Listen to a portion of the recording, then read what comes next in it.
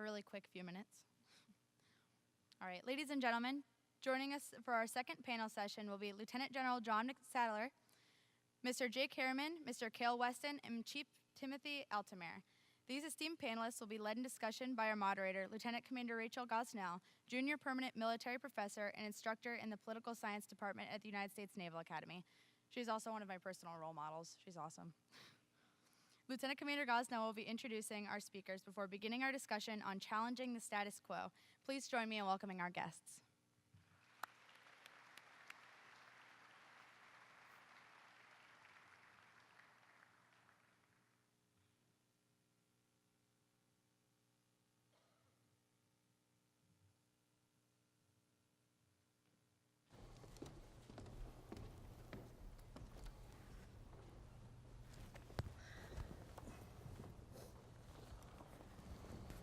Thank you, Midshipman Johnson, for that kind introduction. I'd like to offer a brief welcome to all of our distinguished guests today, to the Brigade of Midshipmen, the faculty and staff, and of course to our leadership conference participants. We're very fortunate to have such a bright and diverse group in the audience today, and I think you'll really enjoy this panel. I think you'll take particular interest in this as you start to contemplate the leadership challenges that you are all about to embark upon as you move into your careers. So we're very fortunate to have an incredibly talented and diverse group of participants on the stage with me here today. I will go ahead and give a couple of opening remarks in terms of their bios, let them provide some opening remarks, and then we'll move into a discussion period, and then give you plenty of opportunity to ask questions of the panelists. So with that, I'd like to first introduce Jake Harriman. Jake was a 1998 grad who service-selected Marine Corps, served in the Marine Corps for just over 7 years as a platoon commander for both infantry and force recon. Had a lot of combat operation experience, served in operational deployments throughout the globe, but particularly 2 combat tours in Iraq, earning the Bronze Star for actions in combat. Following his time in the Marine Corps, he recognized some of the challenges with terrorism and insurgency, started to look at some of the causes of that, particularly in the realm of the extreme poverty that was rampant in parts of the world that he was stationed in, and sought to go to business school at Stanford Graduate School of Business. While he was there, he started to work with some of the other leaders in the field and founded Nauru International, which is an incredibly innovative organization that has won national and global acclaim, and we look forward to hearing more about that. Thank you very much. I appreciate that introduction. Way too kind, by the way.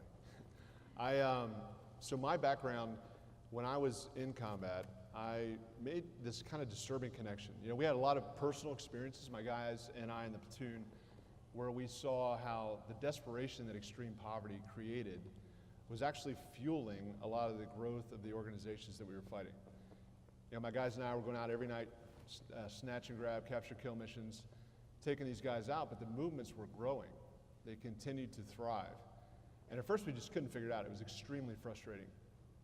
But then over time, we began to actually have really personal traumatic experiences with some of these individuals that we were fighting, and it began to uncover what we believe to be a critical gap in our national security strategy. You see, they had guys like us who were out there in these villages trying to do not only capture kill, but also village stabilization operations, trying to make a difference in these villages.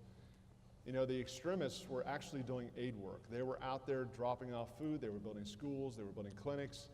And yes, they were horribly oppressive, but many times it was the only opportunity these farmers had to give a life for their children. So DOD had us out there trying to do the same thing as operators. The challenge was, you know, we're trained to take out targets. We're not trained to help farmers increase crop yields. And there were very well-intentioned aid workers out there also trying to help, but they actually couldn't get to the areas that were most vulnerable because of the security situation. And a lot of the solutions they were trying to do were more handout type solutions. So we had this real challenge. Within DOD, you know, we were trying to make a difference, but we weren't trained and equipped to do that. Within the aid community, we had an aid community that was really kind of at the time anti-military, did not want to coordinate closely with the military, and did not understand the military culture, and could not actually access the areas where they needed to go to make a difference. So we had this idea that, you know, what if we could make a hybrid? What if we could take former operators and go into these highly unstable, insecure environments and do sustainable long-term development? You know, embed in these communities, work with local leaders to take on challenges like hunger, lack of livelihoods, lack of income, build sustainable programs with these local leaders, let them own them. And then we could exit and leave behind strong, resilient communities that will not choose to support the work and growth of violent extremist groups like ISIS and Boko Haram and Al-Qaeda, et cetera. So I made one of the most difficult decisions in my life at the time, which was leave everything I knew in force at our unit, and left to build a company to step into that gap, into that national security gap. Went to Stanford Business School to build Nuru, and moved to Africa in 2008 to begin the work, and basically lived in villages for about 7 years in the mountains, trying to perfect this model until we got it right. And we've had some really great success, mostly in spite of my flaws as a leader, to be honest with you. I have a great team. They're incredible people. But we've been able to build these resilient communities that can resist al-Shabaab, they can resist the Taliban, they can resist Boko Haram. Our current project right now that we're pushing right now is in northeast Nigeria, in the Boko Haram Caliphate area, and we have embedded a team of operators. I just got back there 2 weeks ago from there, and we are beginning to build out sustainable agriculture programs to be able to provide access to food sources and incomes for these families so they can't get recruited into these cells.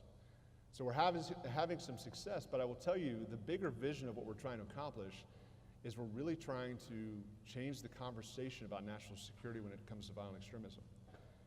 You know, most of our senior military leadership in this nation understand we cannot just kill our way out of this problem of violent extremism. We need a more holistic solution. Even Secretary Mattis, who I'm humbled to be, he's one of my mentors, has helped me think about this problem in a more holistic, rounded strategy. And so right now we have efforts in Washington to be able to actually pass some legislation that will support this approach and make it a critical component of the national security strategy to counter ISIS, to counter Boko Haram, to counter Al-Qaeda. So that when we have kinetic operations going on, we're also going to have proactive development happening at the same time in these highly volatile, insecure areas so that we can finally defeat some of the most notorious enemies of the United States. Excellent. Thank you. We appreciate that. We look forward to hearing more during the discussion. Our next guest is Cale Weston. He served in the State Department for 11 years, 7 of which were in war zones in both Afghanistan and Iraq, and I believe you crossed paths with General Sattler there a few times as well. So we look forward to some stories. He wrote a phenomenal book based on his experiences there, and I recommend it to all of you, The Mirror Test, the American War in Iraq and Afghanistan. And currently you hold the Kim Adamson Chair of Insurgency and Terrorism at the Marine Corps University. And I hear you may be working on another book as well. So we look forward to hearing about that. If I am, I hope it gets assigned to all of you. But I thank you for the invitation. It's an honor to be here. Thank you to Admiral Carter, to Joe, who's been a great host, to Evan, and to Andrew. And it's a real pleasure to be reunited with a great leader and mentor of mine, General Sattler.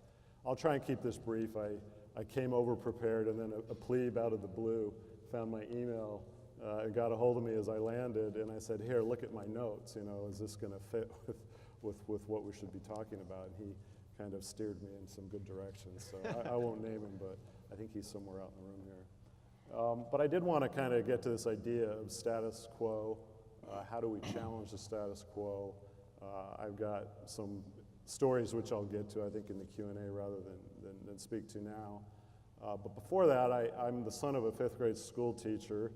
The part that's not in my bio is my first job was at Dairy Queen, and the worst grade I ever got in college was in American foreign policy, which is pretty ironic, right?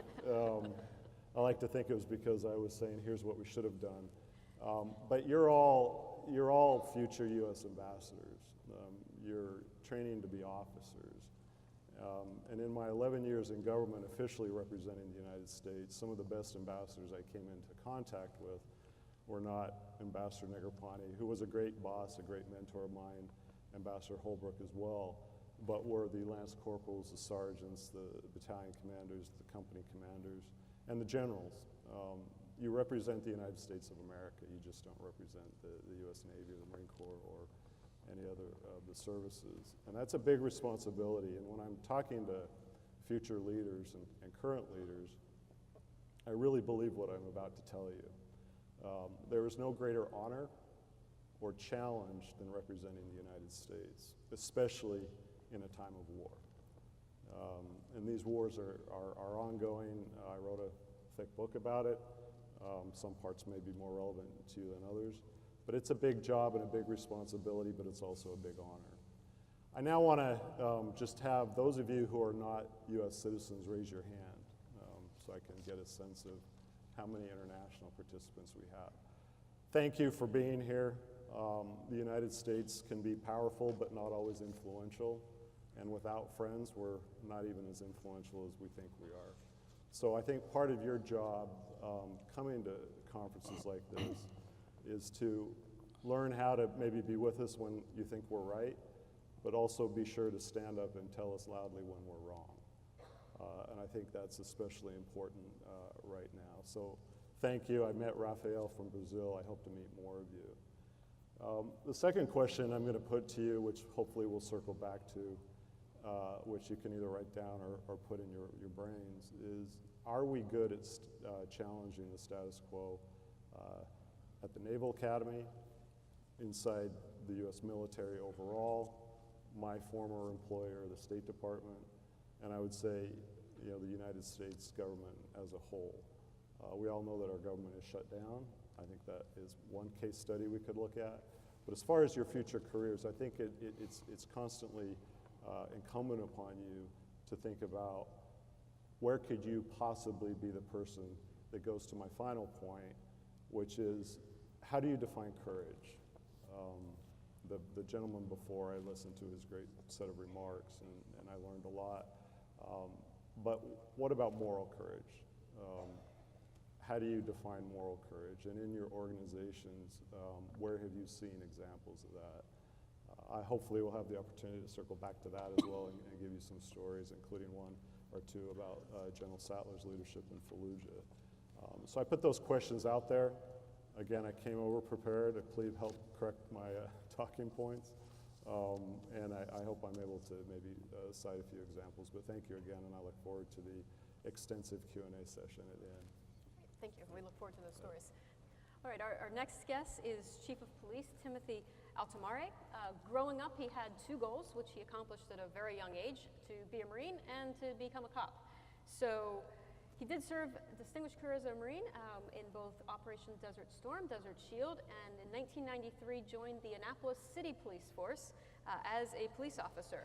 So he moved up in the ranks there, is now the Chief of Police, and he's really had some innovative ideas that he's instilled since he's been Chief of Police. One of those was the fatal overdose unit, looking to tackle the drug problem that has become rampant in our county and the city. And he's also started to look at how to tackle the growing drug problem as you see gangs like MS-13 and some of the other ones move into the Anne Arundel County. How do we tackle those? So he has a gang task force that he has sought to sort of overcome these challenges. So we look forward to hearing his perspectives from a slightly different angle on challenging the status quo. Thank you, ma'am. I'll start off by saying I'll probably be hacking and coughing during this. Nobody can catch what I have. I brought it out of Kuwait with me the first time around. So if you look at who I am as a police chief and a cop and as a leader, which is what we're here talking about today, I can't say with any certainty that I've been overly altruistic in my goals. I became the chief of police in the face of a heroin and opioid crisis that was killing people at a rate that just didn't happen in suburban Maryland. And I became chief of police about 5 months to the day after Michael Brown was killed in Ferguson. So if you think you're going to become a rookie police chief in that time frame, December 1st, 2014, and not try to be a change agent, I'd be long gone by now if I hadn't tried to do it.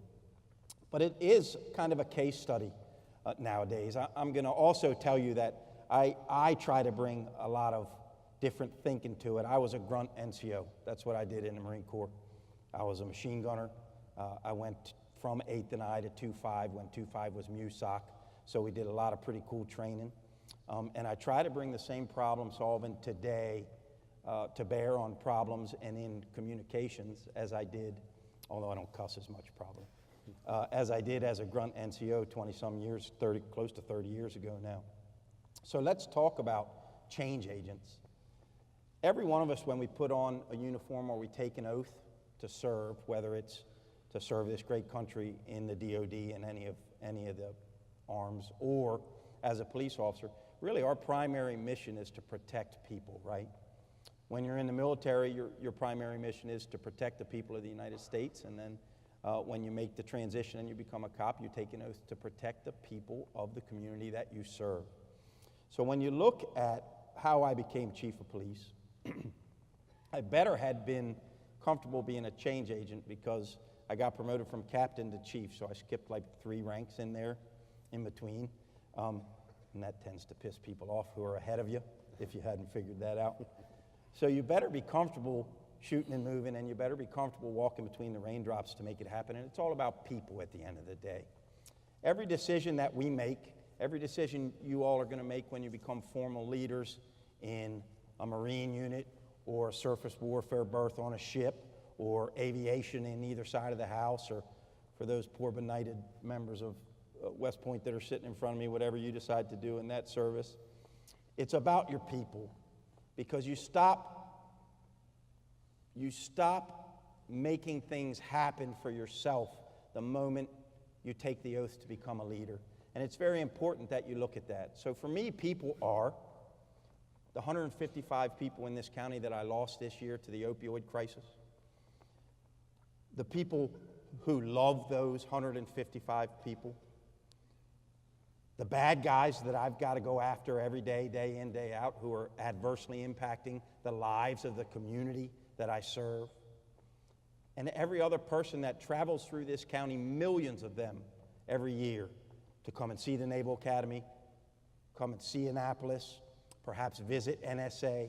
So it becomes about them. And every decision that you make at the end of the day is about protecting those people and keeping Anne Arundel County, for me, as the police chief, a viable collection of communities that make up a county where people want to live. So as we move forward, I'll be glad to answer more questions for you. I'm looking forward to it. But that's kind of the seminal kernel that I want to leave you with today. I don't care whether you are a corporal, a lance corporal in a sergeant's billet, whether you're an admiral, whatever it is, it's about people, because they're going to get the job done for you moving forward. Thank you. Absolutely. Thank you so much for those remarks. Our final panelist today is General Sattler, a 1971 graduate from the Naval Academy, who then had the opportunity to serve Marines and sailors for a distinguished 37-year career. He ended in 2008, retired as a lieutenant general. During his career, he commanded the 2nd Marine Regiment, the 2nd Marine Division, and 1st Marine Expeditionary Force in Iraq in 2004-2005. His last tour was as the J5, the Director of Policy and Strategy on the Joint Staff at the Pentagon. He now serves as the Leadership Chair at the Vice Admiral Stockdale Leadership Center here at the Naval Academy. Sir, looking forward to your remarks. Hey, thank you very much. And again, it's a pleasure to be here, excited to be here. I wish we would have had a conference like this back in 1967 to 71 when I was here at the U.S. Naval Academy. First of all, this building didn't exist, so we couldn't have had it here. But second of all, I don't think that we were thinking that far ahead to bring in leaders across academia, all these other bright young men and women, to sit here shoulder to shoulder, side by side, and trade ideas and concept. A couple of the speakers today talked about being a change agent and not being afraid as an individual to make that change happen. Ideas are easy. You'll find out when you leave here, or even where you are right now, there are men and women who have great ideas. I got another one. Have we thought about? And those ideas don't necessarily drive themselves into change. Ideas need a change agent to take them, adopt them, to operationalize that idea, and then build the passion from the rest of the crew to move forward. And it's not necessarily, and never, probably in most cases, some idea that's going to shock your organization or shock the world. Some cases, it's going to be something very simple that is obvious that should be done within your organization that will make life better for those who are part of it. And I'll just give you a quick example. I'm not going to talk about time in Iraq and in combat or in the Horn of Africa. I'm going to jump to my last job as the Director of Strategy and Policy on the Joint Staff. When I checked into the Pentagon to meet my team, and there were about 300 plus of the smartest men and women this nation has that were in the Strategy and Policy Directorate. We were responsible for all the strategy and policy across the world through the lens of the uniformed military, working very close with the Michelle Flournoys of the world, the Undersecretary for Policy. So when I got there, I realized that everybody was kind of hunched over. There wasn't any skip in any one step. Folks would walk the halls, and although you couldn't hear them say it, it almost seemed like they were humming to themselves, I hate my job. I hate my commute. I hate this place. I should be back in the operational forces fighting the war on a ship, in an aircraft, on a submarine, on the ground. So I went to my deputy and I said, why is everybody so flat here? Where's the skip? We do important work here. And the deputy said, well, boss, it appears that they're embarrassed that they're not forward deployed. They're not out there where the men and women are in harm's way, facing danger every day, making a difference. And I said, but they do make a difference, because those men and women out there need policy, they need strategy so that they can operate freely and be resourced to accomplish the mission. So I called a town hall, brought them all together like this. And I talked to them, I said, hey, we do 3 things here. And if you're not happy and proud to do these 3 things, come and see me, and I'll get you transferred to another job in the Pentagon where you can be happy. I said, we make the warrior more lethal through policy and strategy. We make the warrior safer as he or she moves forward through policy and strategy, or we take care of the warrior's family, again, with policy and strategy.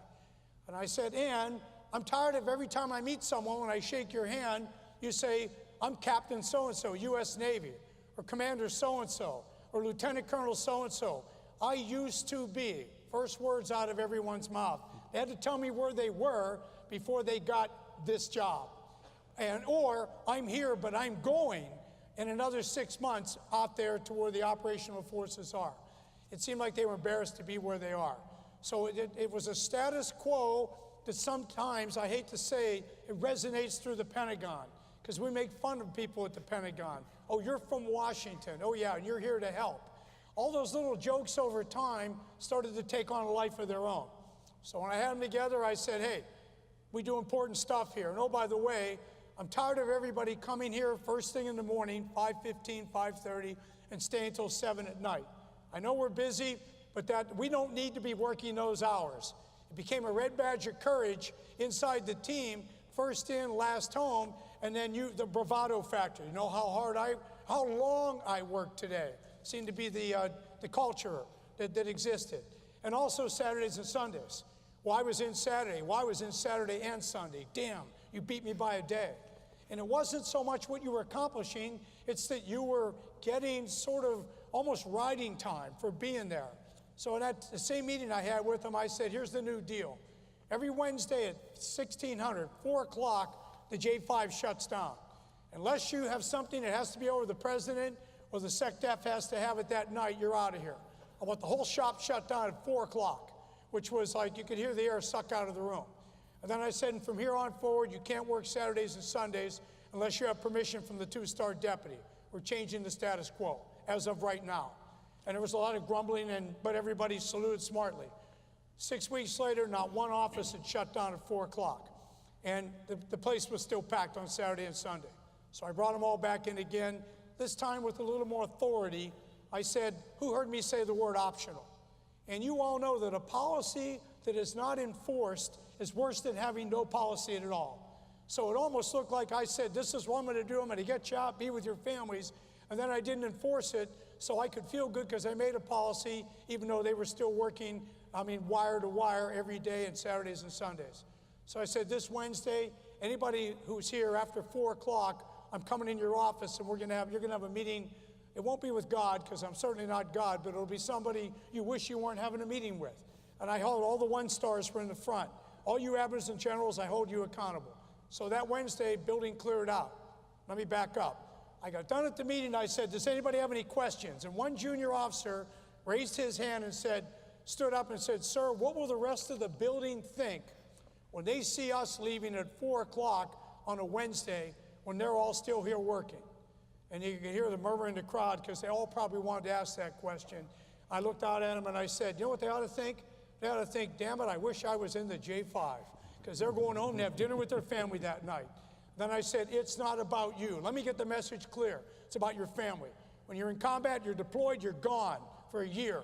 When you're here, you're gone because you come in at 6 and leave at 6. And you come in here on Saturdays and Sundays, I'm not going to tolerate it. If you are embarrassed to be a member of this J5 directorate, come and see me and I'll move you. Nobody came forward. That Wednesday, the place cleared out. That Saturday, I came in because I had meetings a lot on Saturday, but no one else was there. And of course, my aide said, sir, I need to come and undo the combination.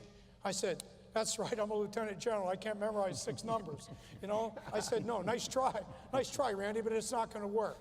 And everybody, once they got into it and we broke the paradigm, the status quo changed. It turned on to be, it was an energizer. Morale went up. We actually were more effective and more efficient, working shorter during the day, leaving at a reasonable time, and definitely being home with their families on weekends. And when we had the Christmas party that year, all the spouses came in. And I could have run for president of the United States. I was like the king. And it's like, oh my God, it's so great to have him home one night a week. And if your son or daughter had a basketball game on Thursday, you could change the day out. But one day a week, you were leaving at 4, and that was your time to be with your family. So when you say one man, one woman can't make a difference, I say that's bull. Maybe I was laughed at by everybody else in the Pentagon, and maybe the chairman even thought below his breath that it was a dumb idea and that's not the way we operate inside the Pentagon. But the team and their spouses, their families, they got on board, and the bottom line was we were a better organization, not because of me, but because they were rested and they were hungry when they came to work, and they were refreshed when they showed up on Monday. And I know it's not a combat story, but it's one I think you can all relate to. If the status quo, not tradition, I'm big into tradition. I love history. Certain things we do that might be a little bit of a pain in the butt, but it's part of who we are. But when you're doing things culturally, not culturally meaning that it's in our ethos, but because we've always done it this way, you need to do something about that. The more junior you are, the harder it is. But when you get to be a 3-star, you just tell people, because I said so, we're going to change this. And it worked. Thank you. All right. Thank you, sir. I think everybody here has touched on some really phenomenal points about how to challenge the status quo, and we'll get into that more as we develop some questions. But thank you all for your remarks. We appreciate that. What I'd like to do now is we'll move into more of a discussion period, and then we'll open up some questions for the audience. I'll start off with a little bit of a C story, although I have to say, sir, I loved my time in the Pentagon. I want to go on record saying that because I know it's not normal. But as an ensign, I remember I was on my first ship, which was a cruiser. I was the gunnery officer, and I remember going up to the chief and asking about why we were doing things a certain way. And you may have had some similar experiences, and the chief replies, well, that's what we've always done. And I think, especially as a hard-charging new ensign, I was particularly surprised to hear this when I knew that there were instructions or there were better ways to do it. And I think to take the opportunity to try to challenge things is hard. It's never easy to try to implement positive change. I was always fortunate to have a supportive environment where my chain of command backed what I was doing and tried to support me. But the question I'd like to ask each and every one of you is, what do you do if you're in an organization where you recognize there's a better way to do something, but you don't have that supportive command environment for implementing positive change? They're just so entrenched in the old way of doing business. How do you tackle that? I think the short answer is courage, right? It doesn't take, in my world, it doesn't take a deputy chief or a major to decide what's working on the street. In fact, we very rarely know anymore what's working on the street out there for the cops. So I think particularly as small unit leaders, it's important for the sergeants and lieutenants to step up and tell us at headquarters when they think we're doing something wrong. On our agency, we kind of have turned it on its head. Before I'll promote somebody, they have to look at me and tell me 2 things that I'm doing wrong as chief. And it kind of breaks the ice a little bit and gives them an opportunity to realize, hey, that guy before me, his head didn't get cut off when he walked out of here and answered those questions. So 2 things is courage, A, and then you're already a leader, lead. I've never seen somebody get in trouble for doing their job well.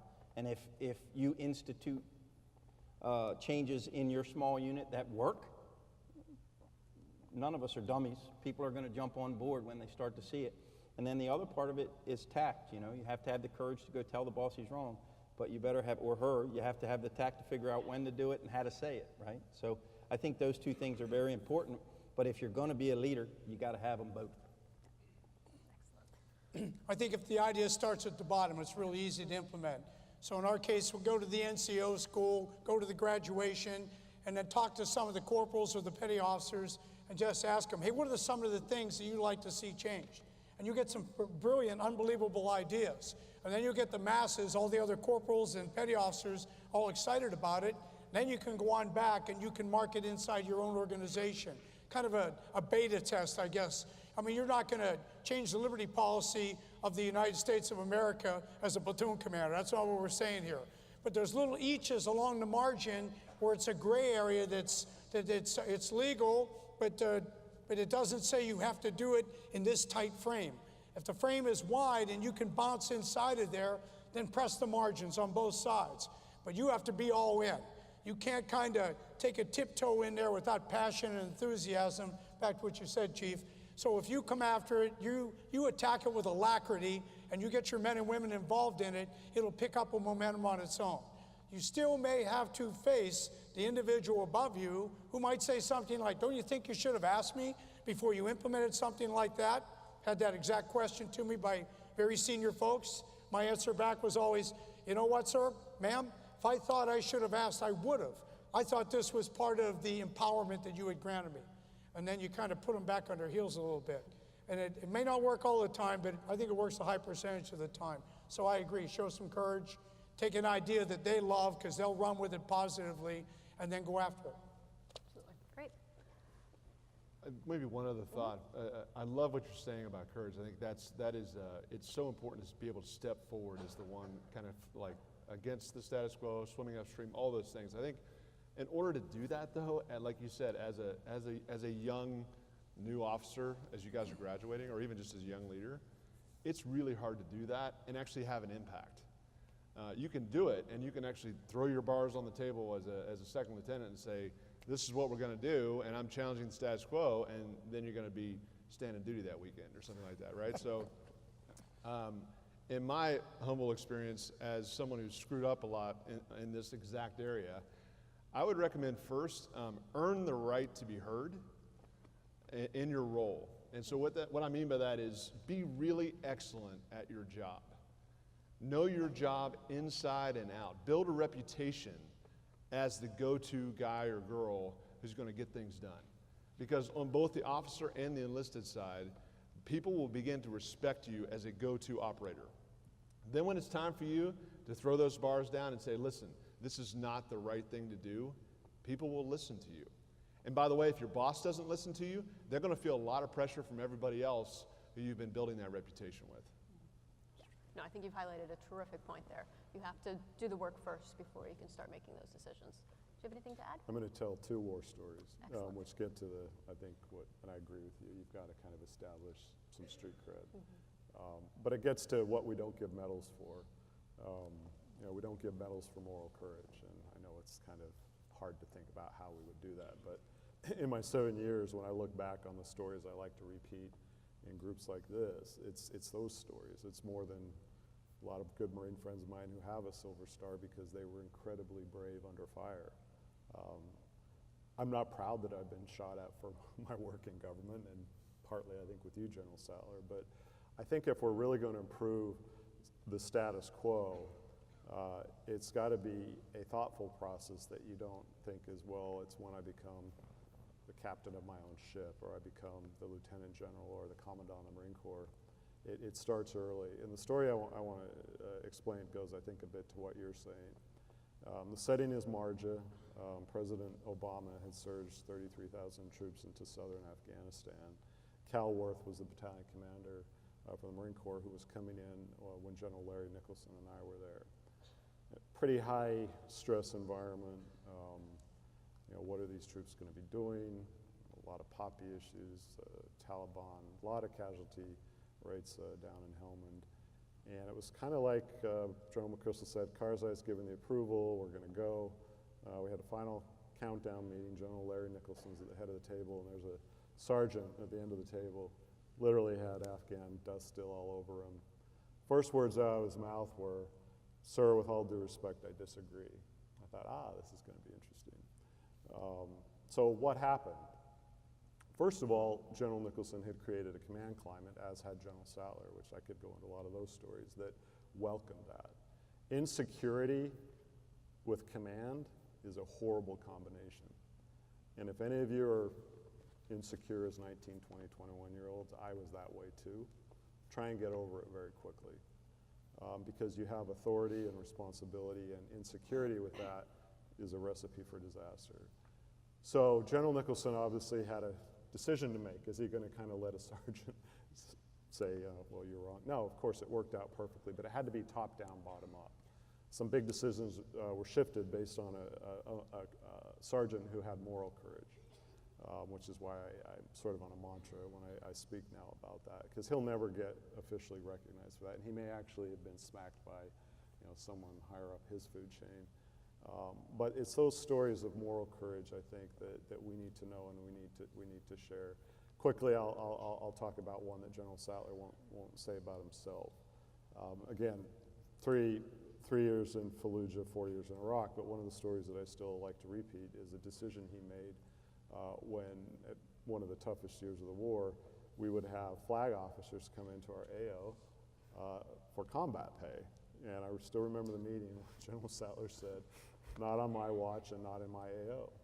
And so what was the net effect of that? It sent a signal that if you need to be here, but if not, you're not going to get your extra pay just because you've scheduled your official travel at the beginning or the end of the month. That had repercussions, I think, as a command climate across the board. So while we look at where we can all improve, human beings are insecure by nature. But as you become in greater positions of authority, please don't let our human nature in that regard get in the way of good process, good decisions. And you should be the captain, or you should be the commander, the platoon sergeant, whatever your billet is, that's comfortable to say, you're right and I'm wrong. And that saves lives. Because again, we're in the business of representing the greatest power in the world. But we're not necessarily the greatest influence in the world if we're not good listeners. And again, I'll highlight our international participants because I found that sometimes you're the ultimate reality check for the United States. And we need that. Excellent. Thank you. I appreciate that. So, sir, I want to touch on something you mentioned earlier, looking at traditions. So every organization, whether it's the military or civilian corporation, has their own set of kind of traditions and culture that they have. So I'd like, though, to discuss how do you distinguish between those traditions which are worthwhile and establish that culture for the company or the organization, the military, and which ones are negatively impacting the organization and need to be discarded, and how do you go about doing that? Georgia. Sir, you mind if I? No, go. I didn't Yes. want to go first. Just a couple of thoughts that I had as I was thinking about what you said. I thought it was really important. I think it's important to separate tradition from history. History, we always need to learn from history and apply those lessons learned. Traditions, I think traditions are things that don't change over time. However, the world changes. And so I think my belief is that our set of values that we live by and that we fight by and that we do our work by, that should guide all of our decision making. And I think when our values as a team, as a platoon, as a company, as a battalion come in conflict with tradition, then we have to look at changing the tradition. That's my opinion. I think we really, as a military and as a nation, we need to really fall back on what are our core values. Which traditions are frankly outdated and fly in the face of our values and need to be tweaked some, need to be changed a little bit. And again, this is not flying in the face of history. Learn from history, always learn from history and apply those lessons learned. But let's look at our values and let's take a hard look there and see if things need to be changed. That's one thought that I had when you commented. Absolutely. Excellent. Chief, you ready to jump on it? Yeah, I can see that. Well, I think if talking about ethos and heart set versus mindset, I think it's pretty simple. You know, you got a bunch of Marines on the stage, right? So there is no more tradition-heavy service, I think, than the Corps. The Navy certainly has a bunch too. But I got to tell you, it's pretty simple to me. If it becomes an anchor, cut it loose. And if it helps you move forward to accomplish the mission, then you hold on to it. You know, I had one of my first sergeants when I became a cop was a two-tour grunt, Army grunt in Vietnam. And he said to me the difference between the Army and the Marines was the Marines went up the hill like the bullets didn't hurt. Well, the bullets hurt, right? But you still got to get up the hill. So that's the kind of thing I'm talking about. If it helps you convince yourself you can do what you have to do to accomplish the mission, no matter what it is, then tradition is there. That's what it's there for. If it becomes a detriment, if it becomes weight, dead weight, then you got to cut it loose, I think. And that's going to be increasingly easier to do as you put on rank. So as was mentioned earlier, if you're an ensign or a second lieutenant, you get bound by it a little more. But you can still talk to your people and you can still let them know, you know, this happened because of a tradition. You know, we've all had dark moments in our organizational histories, and some of those dark moments have happened because of a lack of being able to cut loose a mindset. So that's kind of it in a nutshell for me. Sir, thank you very much. I'd say if it adds to good order and discipline of any organization, it helps good order and discipline. Everybody knows their place and knows where the team is moving. You hang on to it. If it develops passion and energy because you can draw on some of the customs and traditions, then hang on to them. If they're hard and they're inconvenient and people want to jettison them, but they do the first two, then hang on to them. That's the fight. Why do we do this? Wouldn't it be better if? Can't I grow my hair longer then? There's a whole lot of things that don't necessarily make you shoot straight or move faster, climb, fly better, do whatever, but it's part of our culture and our ethos, and it's part of the pride factor. And I think, as the chief said, when the chips are down and the adrenaline rush comes and you want to move forward, you want to be with a proud unit that understands each other and draws from each other. And I think our customs and traditions do that. And our history helps along that too. Who's gone before us, who has set the standard, who I would like to emulate when and if my day or my time comes. I think there's a little bit a blur there on customs, traditions, but I like, Jake, what you said about history. I think history and Marine Corps pounds in India. You know, boot camp, you study all the great heroes, you memorize who they are, you know what they did. And then, like before the Battle of Fallujah, Sergeant Major Kent gets up and goes to all the warriors. He said, you remember the Tet Offensive, you remember Way City. Of course, they remember it from boot camp where they studied it. He said, this is your Way City. This will be your opportunity, the greatest urban fight since Way City, and you're going to be making history tomorrow.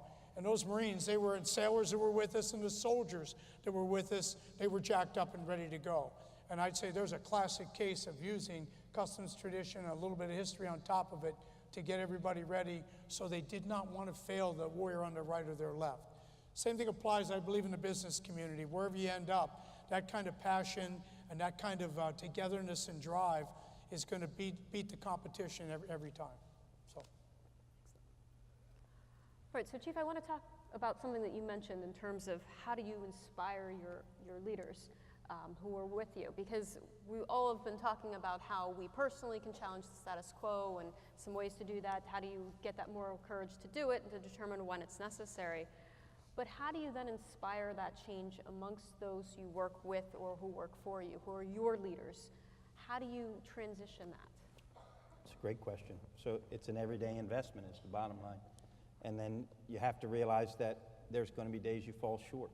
You know, all of us have a bad day, and we go home maybe at the end of the night and we look at our husband or wife and say, I screwed this up today. I left somebody hanging. And then you get back on the horse and you keep driving. But command climate's been mentioned here several times today. No matter what rank you are, no matter what organization it is, whether whether it's the military organizations we've been talking about today or the paramilitary organization that is the police department that I work with. I think that leadership is about letting people make mistakes and then letting them. That sergeant, and I guess I was weird because I used to say what I thought all the time in the Marine Corps, but I did it respectfully. But that sergeant saved Marines' lives. There's no doubt about it. So that's the mindset, and I like heart set. That's the heart set you want to give to your folks from the newest. For me, it's the newest rookie out of the academy up to my deputy chiefs. It's okay to tell me you think I'm wrong. You got to figure out how to do it right. You know what I mean? You got to figure out how to do it without backing me into a corner. That's inherent upon the junior in the relationship. But as the senior, I'm the guy or gal who makes that climate exist. I'm the one who lets them win 52% of the arguments they have with me when they have good ideas. And look, at the end of the day, we all get to think that we're so smart when we get to the top of the pyramid. But for me, job one in command climate is I'm an inverted pyramid guy, right? I'm supposed to have all their weight on my back every day. And it helps them get rid of weight onto me when they come in and they convince me that they're right and they can do things a different way. And most of the roads that we stay on, as long as we stay on the road, it's okay, we can get the job done. So that's kind of it for me, being a good listener and letting their opinion matter. And truthfully, you got to let them win arguments. Excellent. Any other thoughts on that? I would only add that I think sometimes it's important to let everyone in the room know that there's disagreement, and sometimes the message can be conveyed behind closed doors.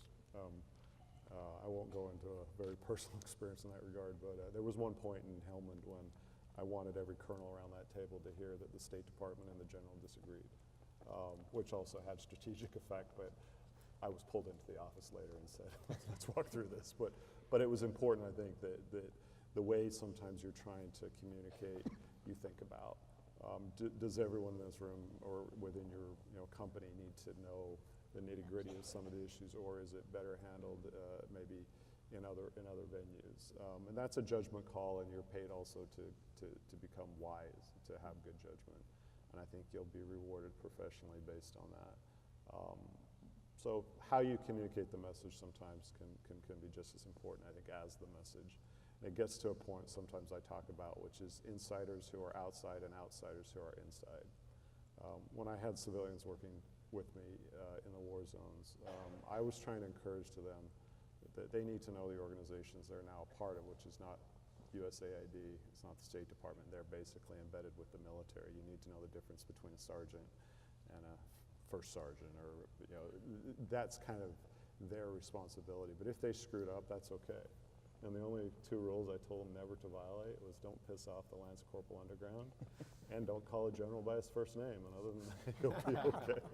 And most of them did okay. We had one guy arrive who violated both rules between the landing zone and the headquarters. He survived, but barely. Excellent.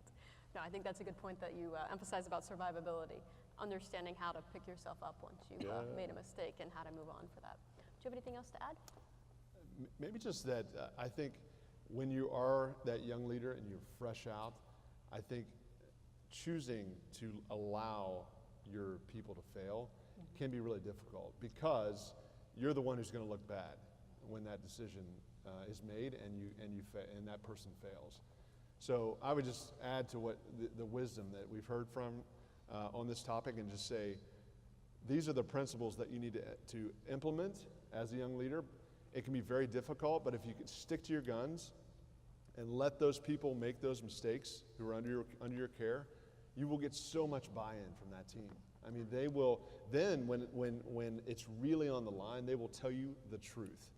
Which honestly, guys, in my opinion, that when rounds are flying or when lives are on the line, you want people to tell you the truth. They want you to tell you want them to tell you that the emperor has no clothes, and the only way you can do that is in the small things, allow them to fail, even if it's your butt on the line too.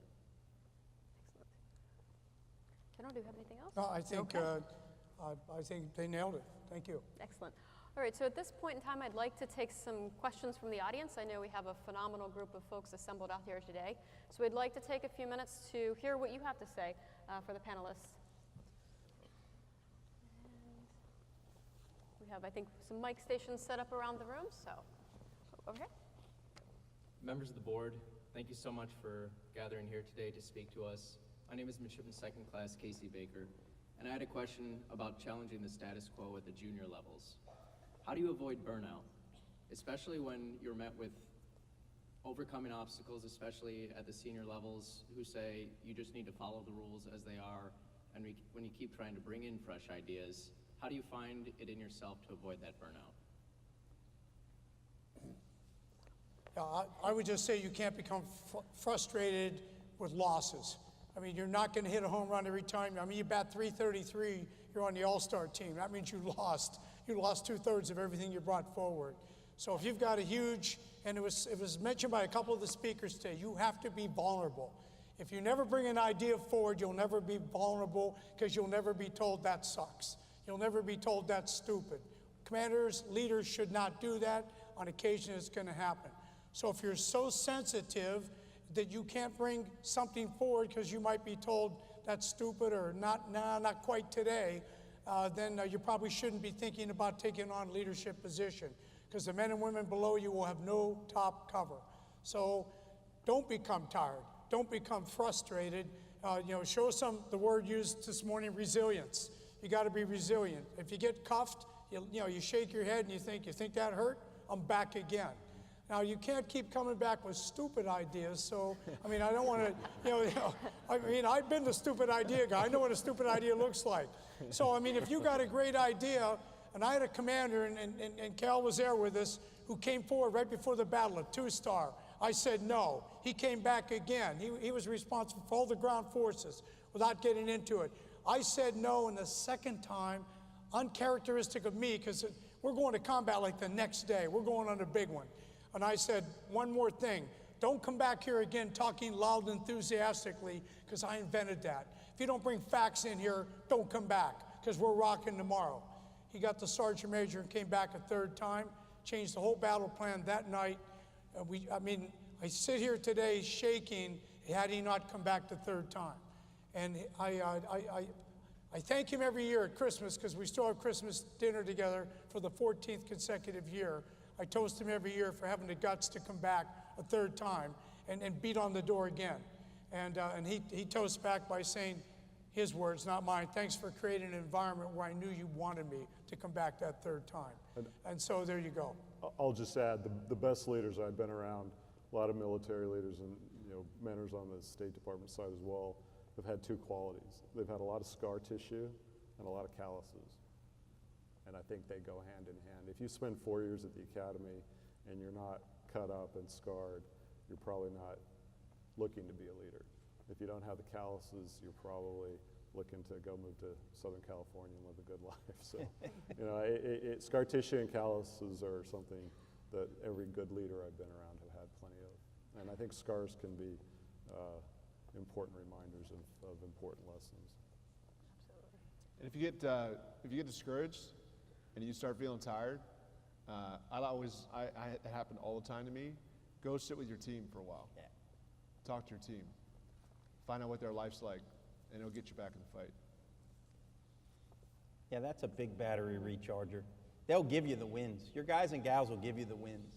And then just remember that small victories are still victories. You know what I mean? So recharge your batteries with that. That answer was a home run. Your people will give you the wins you need to get back in the fight. I promise you. Thank you, gentlemen. All right. Hi, Midshipman First Class Martin. I'm first class here, and I've been at the Naval Academy off and on for 6 years now. So I've seen a lot of good and bad traditions come and go. So a lot of times these traditions will come and go due to political influences, sensitivities, or the wishes of parents. So when should the organization conform to the individual, and when should the individual conform to the organization? Good question. I'm the old guy, so I'm the guy you're butting heads against probably. If I set a command philosophy out there, my command philosophy is not for me. I'm not trying to advance my own cause, my own personal, glory or whatever. I'm looking at the men and women and a mission to be accomplished, and the philosophy of the organization within the philosophy of my case, the United States Marine Corps, the Joint Staff, whoever I'm fighting under, I'm going to nest under that.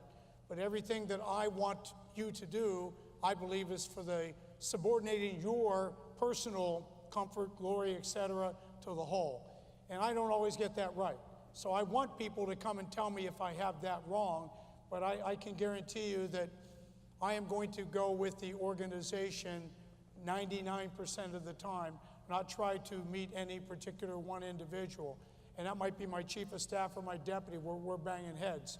And that's pretty hard to do when you're up at that end of the spectrum. So that would be my take on it as probably the oldest person in the room here. I'll throw it back to some of the younger folks who might think a little differently. Jake, you're smiling. Well, no, I completely agree, sir. I would say come back to the mission. You know, what's the mission? You know, always go back to the heart of what we're doing, why we're doing it, and if there are distractions, weed out the distractions. You know, I think in the Marine Corps, one of the things I loved about the Marine Corps was this we lift up the mission statement and we lift up our team, our people. There's always a delicate balance there between those two. You can't have one without the other. But when you're, at the end of the day, what is your team created for? What are you trying to accomplish? And trust me, there's a lot of distractions out there that get thrown along the way in the name of the mission. But really ask yourself, does that support the mission? Does this make us better?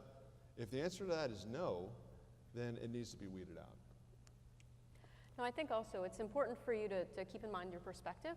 So having been a graduate and then coming back here to teach, I mean, your perspectives are very different. And it's something that I would, ask that you do for your entire career is to look at things from other people's perspectives. So try to remove your own bias at how you see things and how you may be looking at things as being, well, this is changing and it doesn't make sense. And try to adopt the perception or the perspective of your boss or your boss's boss. How are they looking at the problem? And then how can you perhaps get to a point where you can both see things the same way? I think it's always important to understand that there's more than one way to look at a problem. All right. Next question. Thank you. You're welcome. 6 years is a long time. Good afternoon, sir and ma'am. Mr. Weston, my question is for you. Sir, in your book, you critique certain U.S. actions in Iraq and Afghanistan. At what point should leaders reassess the mission they're directly engaged in? What is the threshold for breaking the status quo? Can I punt to Vice President Cheney? Thank you for reading the book. It's not a beach read, although a good Marine friend swears he read it on the beach. There are times to be the insider speaking out, and there are times to be the outsider trying to change, and for example, as a writer, as an author. I think when I was inside the government, and it actually segues into a point I was going to raise, there's a fine tradition in the State Department of what's called the dissent channel. Have any of you heard of what a dissent cable or the dissent channel is? And thank you again for the question, because it was a point I wanted to put to all of you. It started in Vietnam, and when you work on the policy side of the house, I had some Marine leaders say, well, we're here to work for you. And I said, well, that's a great power trip, but what do you mean? We're here to implement U.S. policy. Well, in the Vietnam War, there were some big disagreements about how the policy and the trajectory was going. And so the moral courage, moral dimension came in, and some senior people said, I can't do it anymore, so they got out of the system. When I wrote about some of those decisions, and I should back up and say that there is no easy job when your nation is at war. Whether you're the Lance Corporal, whether you're the Commanding General, whether you're really on the side domestically as well as a police chief, a teacher. Sometimes there are only bad options, but I do think there's a level of accountability that we should expect from our leaders. So when I got into some of those policy decisions, I intentionally crossed the line because I wanted to say not that any of us had all the answers, but we need to be damn honest about what didn't work and what the human cost of those decisions were. But as you start to think about your career trajectories, not all of you are going to be in the Navy, the Marine Corps for 30, 40 years. If you do, that's great. But there are other ways to contribute. Our police chief friend here, General Sattler, teaching, Jake with what you've established, incredible opportunities that this experience will give you, incredible leadership opportunities that this will give you. And you too may one day decide that you can actually affect the status quo from the outside and not just from the inside. But in order, I think, to get the wisdom and the knowledge, spending time in that organization is going to, I think, make you even be more powerful. I'd love to talk to you more about the specifics of Iraq and Afghanistan and the zigs and the zags in terms of the policy decisions that were made. I think one of the biggest disconnects is that we've been a country at war and not a nation at war. And that's had a host of repercussions as far as how these wars have been fought. But thank you for helping me sell a few books today, maybe. Thank you, sir. Yeah.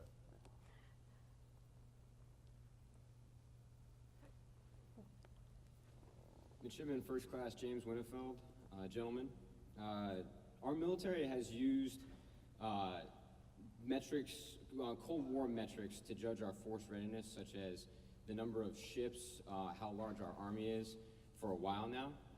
And it has taken us a while to change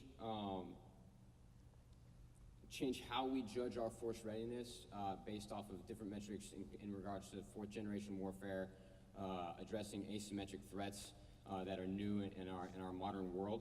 And it appeared that it took us a while to switch how we view our force readiness, particularly when we didn't recognize that there was an insurgency rising in Iraq. It took us a while to come to terms with that, especially on the policy side.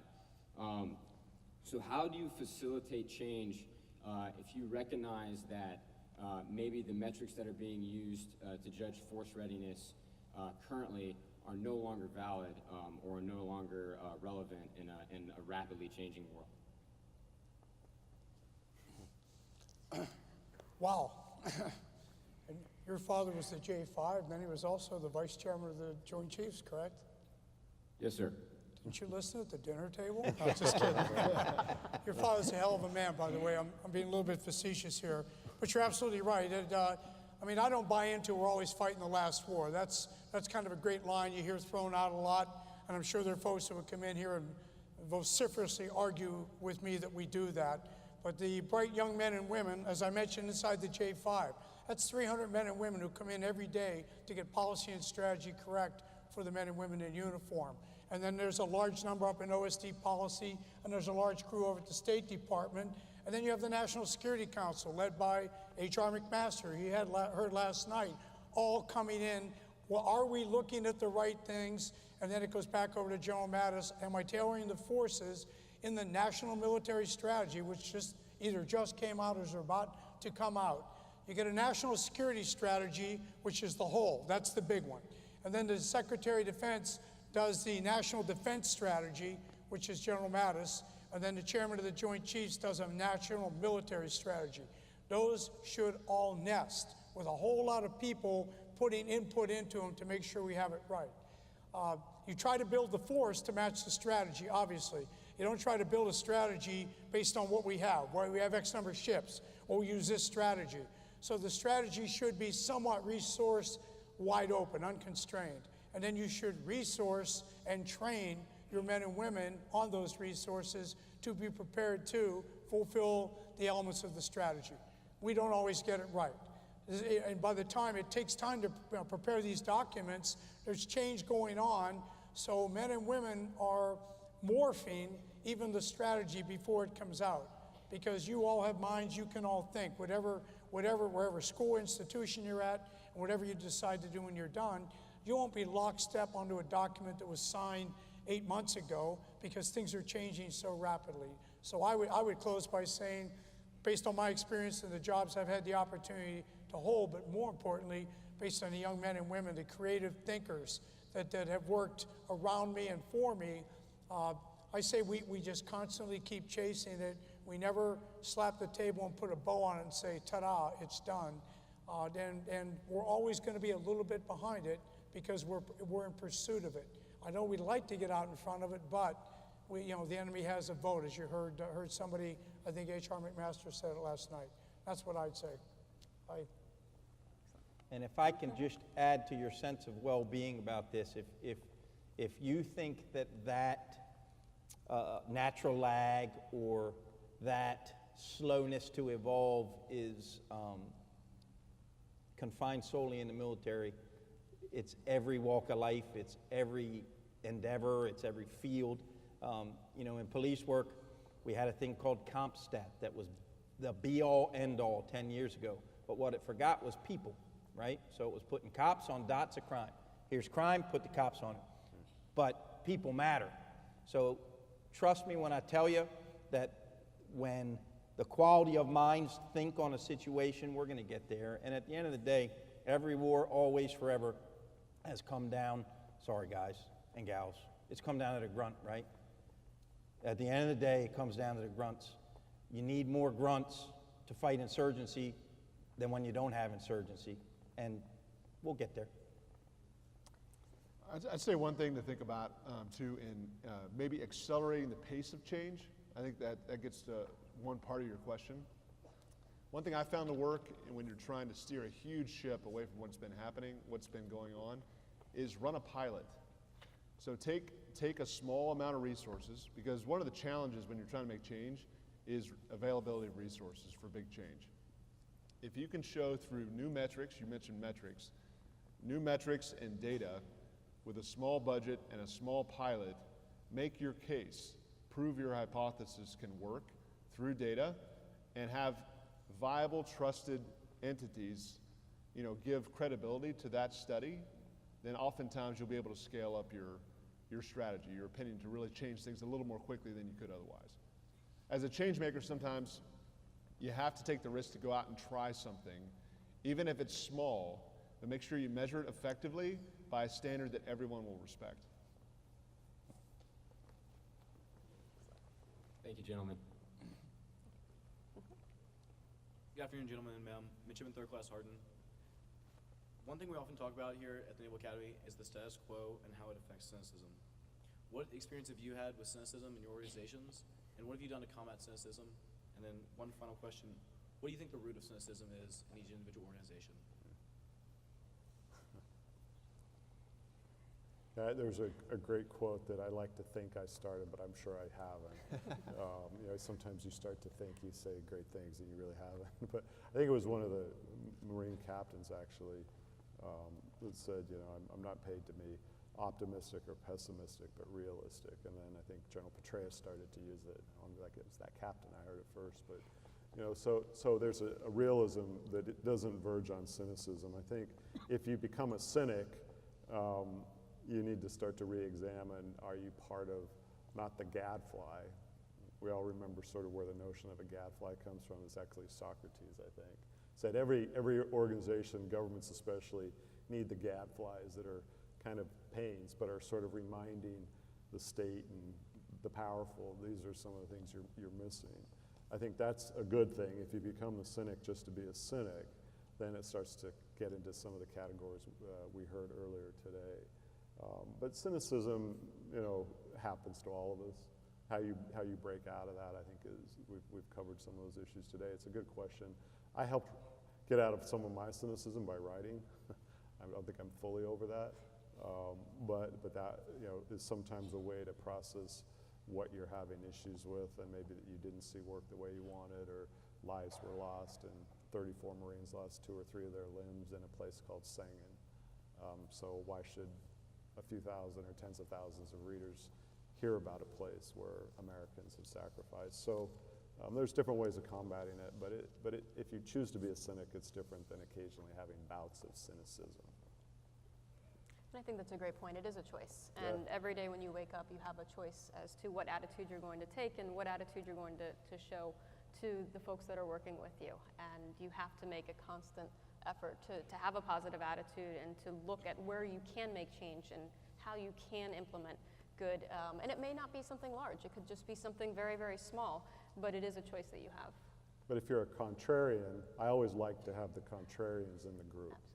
Absolutely. So again, if you're the mini-me leader, probably not going to end so well. I like the whole concept of the mini-me style of leadership.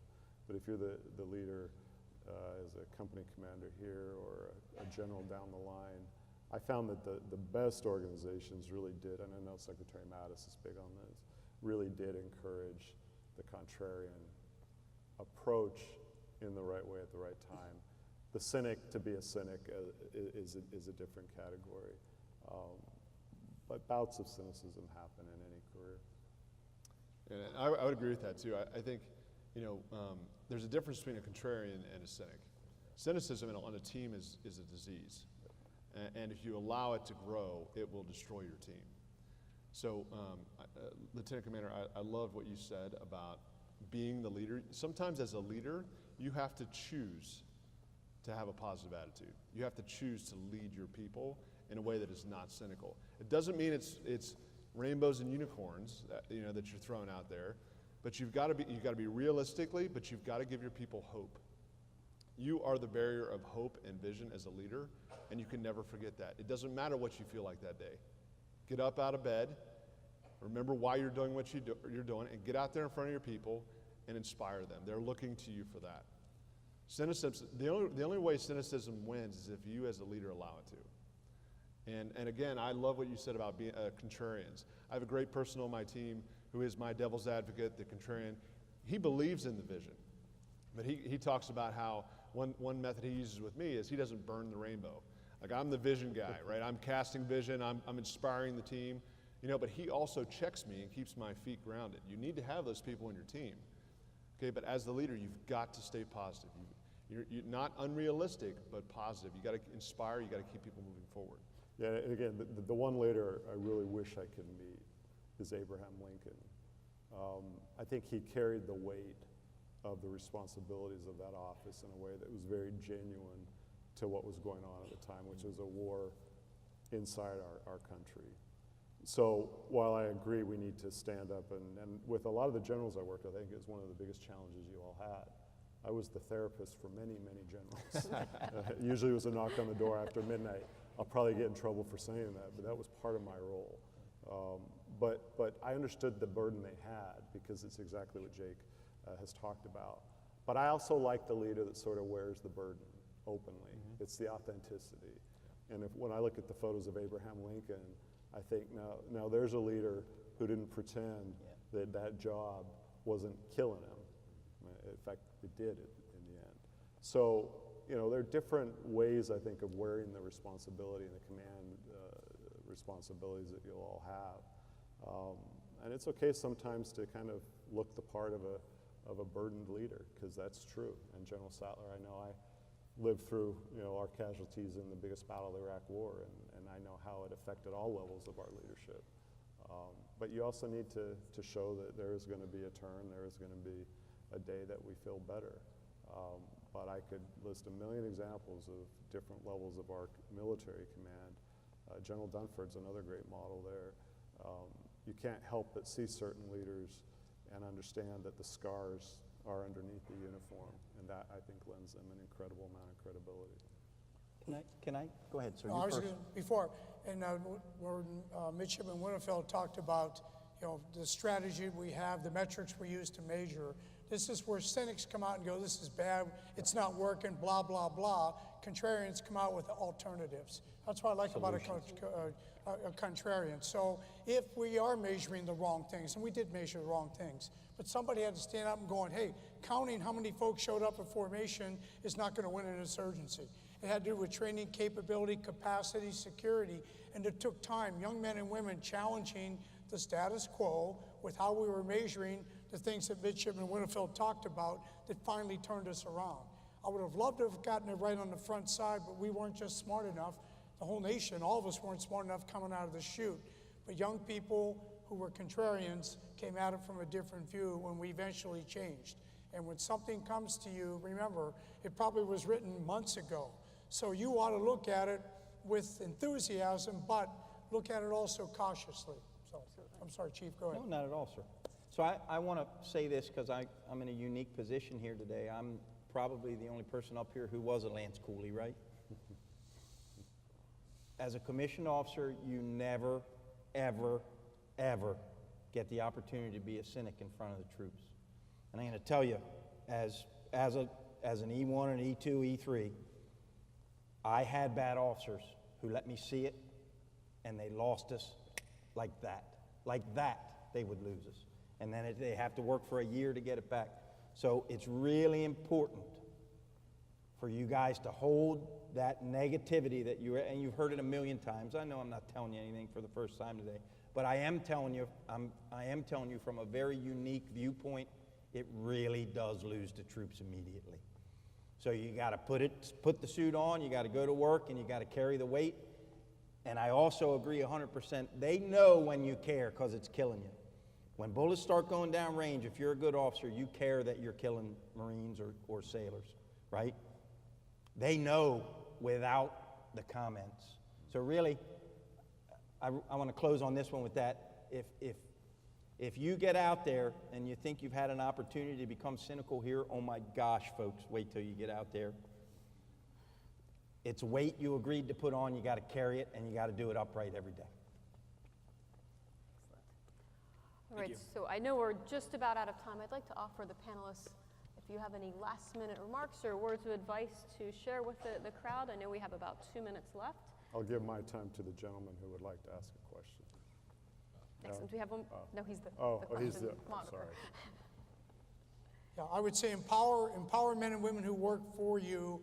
After you train them, empowerment's earned, but empower them to the point where you feel uncomfortable, where you're empowering them, you've given them the right to run, the resources, the authority, and the responsibility, and then watch them, but not leaning over their shoulder. Empowerment is a crucial leadership tool that a lot of people can never let men and women go to do things. And I'll stop there. Thank you, sir. Small victories are victories. The fights are worth fighting, and you got to keep doing it no matter how tired you get, and you're going to get tired. But get back to moral courage. We're never soon probably going to be able to give you a medal for that, but you'll have lots of opportunities over the course of your career, whether you stand for however many years you're in the service and whatever you do following. But it's the examples of moral courage or the lack of moral courage that, for me, define not only leaders, but define a nation. And you're all going to be part, I think, of that very important high expectation that we should have of our Naval Academy graduates. You guys aren't coming out with low or mediocre expectations. Now that I've been here, my expectations are even higher than having come across a few Academy graduates. So you're going to go out and do some important and interesting things, but physical courage is real. Moral courage sometimes is harder to define, but just as important. I agree. I think you've heard a lot about moral courage today. I think what I would say is go out there, earn the right to speak, earn the right to be heard, be excellent at what you do, and then when the time comes, be willing to take that rank off and throw it on the table and take a stand. All right. Over to you. Awesome. That was wonderful. I just wanted to thank you, gentlemen, and Lieutenant Commander Gosnell, on joining us today. We do have a small token of appreciation for you joining us this evening. We couldn't have asked for better advice on leadership and our character, and we believe that we can walk away with this with being able to improve ourselves in the future. So let's give them a round of applause. Thank you. Thank you. Appreciate it. Hey, thank you very much. Appreciate it. Thank you. Thanks so much. This has been an awesome day. I hope that everyone's enjoyed all of the speaking events today, both this morning and this afternoon. We've gotten to hear from some phenomenal people with even more phenomenal careers, and I think that a lot of us can relate to every point that they had made. So I hope that you guys are able to take a lot away from today. We can talk about it in the breakout sessions tomorrow, and Simon Sinek is in the mid-store for book signings until 5 o'clock, so feel free to stop by there. And let's give one more round of applause to our guests.